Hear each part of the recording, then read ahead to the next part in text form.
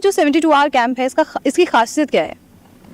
72 our का मतलब है कि लोग थर्सडे शाम को आते हैं और संडे जैसे दोपहर शाम हो गया 4 बजे अब लोग जाने लगे हैं जी। तो 72 आवर्स के लिए दे आर विद अस। और इनमें आप देखेंगे इस बार अबाउट 20% पेशेंट हुए कैंसर पेशेंट और 15-20% किडनी पेशेंट थे, हार्ट पेशेंट थे, डायबिटीज़ के बहुत सारे पेशेंट थे, इंसुलिन डिपेंडेंट, इवन टाइप 1 जो 21 साल से टाइप 1 ऐसा भी एक पेशेंट थे। तो इस बार वाले कैंप में ये खासियत है कि ज़्यादातर लोगों की दवाइयाँ इंसुलिन छोड़ने के बाद भी उनका ब्लड शुगर नॉर्मल आना, ब्लड प्रेशर नॉर्मल आना, जो लोग पेन में बहुत सारे पेशेंट ऐसे पेशेंट थे, कोलोन कैंसर के 2 पेशेंट की स्टूल से ब्लीडिंग हर बार और वो ब्लीडिंग भी 3 दिन में रुक गई, पेन उनका काफ़ी हद तक ख़त्म हो गया। तो ये सारी चीज़ें और प्लस ट्रेनिंग और ट्रेनिंग में जो ट्रेनिंग अभी रोज़ हम कम से कम 2 घंटे की ट्रेनिंग होती है इनको घर में जाके क्या करना है और उससे भी ज़्यादा इंपॉर्टेंट जो इस बार की खासियत थी घर में क्या नहीं करना है। अच्छा। तो इस बार हमने एक टॉपिक लिया जो कि बहुत ही इंपॉर्टेंट टॉपिक है, द नोसिबो इफेक्ट। अच्छा। कि नोसिबो इफेक्ट उसका क्या रोल है आपको बीमार रखने का ज़िंदगी भर, चाहे आप कोई भी इलाज करा लो फिर भी आप बीमार हो। तो वो सारी चीज़ें हमने इस कैंप में समझाया। इसमें हमने देखा इस बार भारत के पेशेंट और नेपाल के पेशेंट, नेपाल के कुछ MP मेंबर ऑफ पार्लियामेंट वगैरह भी थे यहाँ पे। तो ये सारा कुछ जो आपने यहाँ पे देखा यही हुआ है। जी। अभी वो पार्लियामेंट मेंबर ऑफ पार्लियामेंट से हम मिले भी हैं, उनसे जानकारी ली है सारी चीज़ें। अच्छा सर, ये जो आपने नोसिबो इफेक्ट बताया ये क्या चीज़ है? नोसिबो इफेक्ट मतलब साइंटिफिकली एक टर्म है नोसिबो इफेक्ट कि अगर आप लगातार बीमारी के बारे में चिंता करते रहते हैं, मान लो पेट दर्द है, उसी बारे में चिंता कर रहे हैं, पेट दर्द है क्यों है कैसे है, तो आपका ध्यान जिस तरफ है उसी चीज़ को प्रोत्साहन मिलेगी और फलने फूलने का। मतलब वो आप कंट्रीब्यूट कर रहे हैं पेट के दर्द को बढ़ाने में। किसी को बॉडी पेन है वही सोचता रहता है, कोई बार बार वो डायग्नोस्टिक को देखता रहता है, हर एक को दिखाता रहता है कि देखो मेरा HDL इतना है, मेरा कोलेस्ट्रॉल इतना है। तो ये सारी ना कंट्रीब्यूटिंग फैक्टर होती है एक इंसान को बीमार रखने में, उनके सिम्टम को बरकरार रखने में। तो इसे बोलते हैं साइंटिफिकली नोसिबो इफेक्ट। साइंटिफिकली ये प्रूव हो गया है कई बार सारे एविडेंस के साथ। अगर आप बीमारी के ख्याल को बार बार, जो मान लो हेडेक के बारे में लगातार सोचेगा तो उसके हेडेक होने के चांसेस ज़्यादा हैं। वही इंसान किसी एक दिन व्यस्त हो जाता है अपने किस काम में, उसके दोस्त आ जाते हैं मान लो, या कोई ऐसा काम पेंटिंग जो उसको बहुत पसंद था उसमें, तो उसी दिन आप देखेंगे कि उस पेशेंट का जो कंप्लेन है, हेडेक की कंप्लेन या जो भी उसका दर्द है उसकी कंप्लेन वो कम होने लगती है। वो लिटरली कम हो जाता है, वो एक्चुअली कम होता है। तो हमारा कोशिश ये होना चाहिए कि इस नोसिबो इफेक्ट क्या है, ये हम अपने पेशेंट को समझाते हैं साइंटिफिकली इसको कैसे काम करता है, ये मैकेनिज्म क्या है और किस तरह से नोसिबो इफेक्ट को समझते हुए अपना ध्यान बीमारी से हटा के अपना ध्यान हेल्थ पे रखना है। हमारा ध्यान ये होना चाहिए कि कहाँ क्या करना है रादर देन क्या हो चुका है, ठीक है ना। तो ये जो एक तो होता है प्लेसिबो इफेक्ट। प्लेसिबो इफेक्ट मतलब एक दवाई आपने ली, वो दवाई कुछ भी नहीं है, लेकिन क्योंकि आप दवाई ले रहे हैं और आपको लगता है कि मैंने दवाई लिया तो मैं ठीक होऊंगा, तो वो एक फैक्टर है जिससे आप ठीक होते हैं। इसका उल्टा होता है नोसिबो इफेक्ट, प्लेसिबो और नोसिबो। तो इन दोनों का ही रोल है, आपके बॉडी की जो भी स्थिति है अच्छी बुरी, उसमें इन दोनों का भी रोल है। तो इसका जो पीछे का साइंस है, ठीक है ना, वो सारा कुछ हमने that is part of the 72 hour programme. क्योंकि आपने देखा भी होगा हमारे प्रोग्राम में, या फॉर दैट मैटर जब भी पेशेंट को मौका मिलता है बार बार अपना बीमारी की तरफ ध्यान दिलाते हैं। रात दिन इस पे ध्यान दिलाने के लिए कि भाई क्या करेंगे ठीक हो जाए, ध्यान उस पर कि क्या है अभी स्थिति। तो ध्यान यहाँ से वहाँ हटाने की जरूरत है ताकि वहाँ तक पेशेंट को लाया जाए। ये सारे में that is what is called nocebo effect.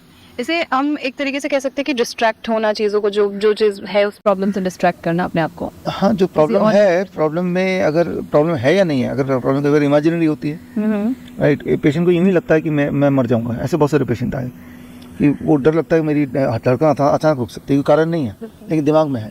जब ऐसा दिमाग में होगा तो उसकी जो हार्ट बीट है वो इरेगुलर होगी, ठीक है ना। जब वो इरेगुलर होगी तो जाहिर सी बात है उससे फियर क्रिएट होगा, उसकी ब्रीदिंग पैटर्न एबनॉर्मल होगा, उसकी वीकनेस आएगी।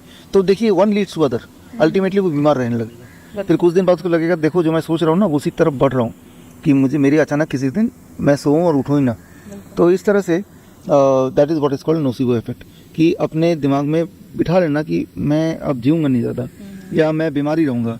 ये जब हम जैसे मान लो डर है, एग्जाम्पल के तौर पर बोल रहा हूँ, मान लो आप अपना ब्लड शुगर चेक कीजिए, एक डरावनी मूवी देखिए, बहुत डरावनी मूवी, उसके बाद दोबारा ब्लड शुगर चेक कीजिए 3 घंटे बाद। मूवी देखा और चेक किया, आप देखेंगे डरावनी मूवी देखने के बाद बिना कुछ खाए भी आपका ब्लड शुगर 50 बढ़ जाएगा। तो ये क्या है, नोसिबो इफेक्ट। पता है कि वो भूत आके हमें मारेगा नहीं, लेकिन दिमाग में इमेजिनेशन में कि ऐसा हो भी सकता है। ये जो थॉट है इसका इम्पैक्ट आपके ब्लड शुगर को बढ़ाने में। मान लो अचानक यहाँ से सांप आ जाता है, हालांकि आपको काटा नहीं, लेकिन ये सोच कि सांप यहाँ बैठा है, हमारा हार्ट बीट बढ़ेगा, हमारा ब्लड प्रेशर चेक करेंगे तो पल्स चेक करेंगे तो बड़ा होगा।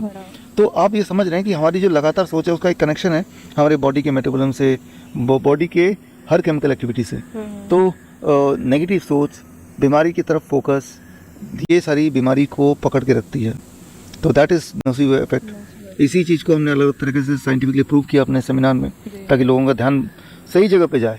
जब तक वो ध्यान नहीं जाएगा तब तक वो पूरी तरह से ठीक नहीं हो पाएंगे। नहीं हो पाएगा। यहाँ पे एक चीज़ ये जानकारी है कि your thought become your action. जो एक्शन हो रहा है वो आपके सोच से निकल के आया है। सर, जैसे हम कैंप की शुरुआत से जिक्र कर रहे हैं, कुछ ऐसे लोग हैं जो कैंप यहाँ पर आकर नहीं ज्वाइन कर पाते हैं। आप लोगों, आपसे खास तौर पे लोग मिलना चाहते हैं कि विश्वरूप जी से एक बार हमें इंटरेक्शन करना है, तो वो लोग आपसे फिर कहाँ कैसे मिल सकते हैं?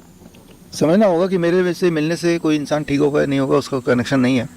ठीक होने ना होने का कनेक्शन सिर्फ इससे है कि जो भी बातें मैंने बताई हैं वो आप कर लें तो उससे ठीक हो जाएगा। मैं यही समझाता हूँ।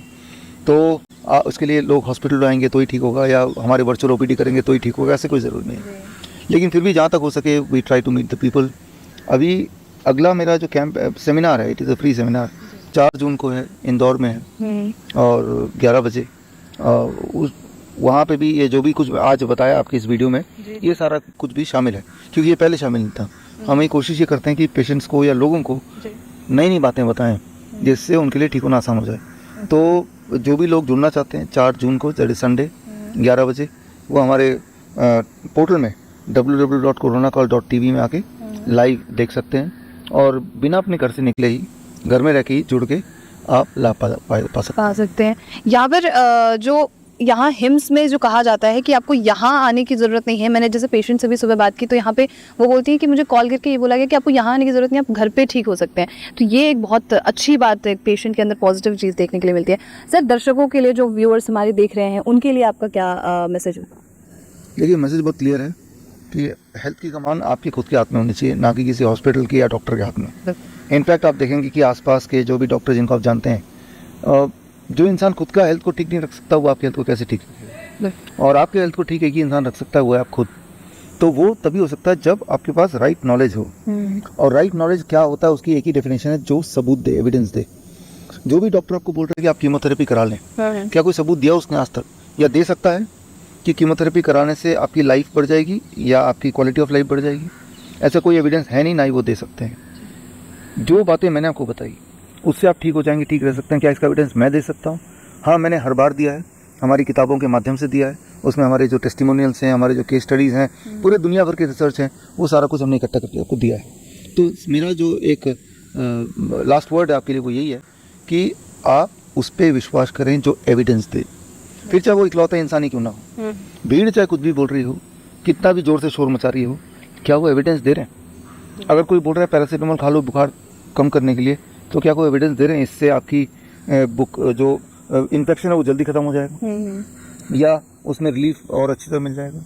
तो एविडेंस माने, ना कि कोई कितना जोर से बोल रहा है उसको माने, कितनी बड़े बिल्डिंग में बैठा उसको माने, सिर्फ जो सबूत दे रहा है उसको माने। इसीलिए शुरू से हमारी कोशिश है कि जो भी मैं बताता हूँ उसका साइंटिफिक एविडेंस देता हूँ, उसका लॉजिकल एक्सप्लेनेशन देता हूँ। और सबसे इंटरेस्टिंग इंपॉर्टेंट बात, वो ऐसी बातें होती हैं जो आप मुझसे मिले बगैर, हमारे हॉस्पिटल में आए बगैर आप घर पे ही कर पाएँ। राइट, तो यानी कि क्लियर है कि हेल्थ को सही रखने के लिए किसी दवा, किसी इंजेक्शन, किसी सर्जरी की आवश्यकता नहीं है, बल्कि इनसे बचें, और उसके लिए सिर्फ और सिर्फ ज़रूरी है राइट नॉलेज की।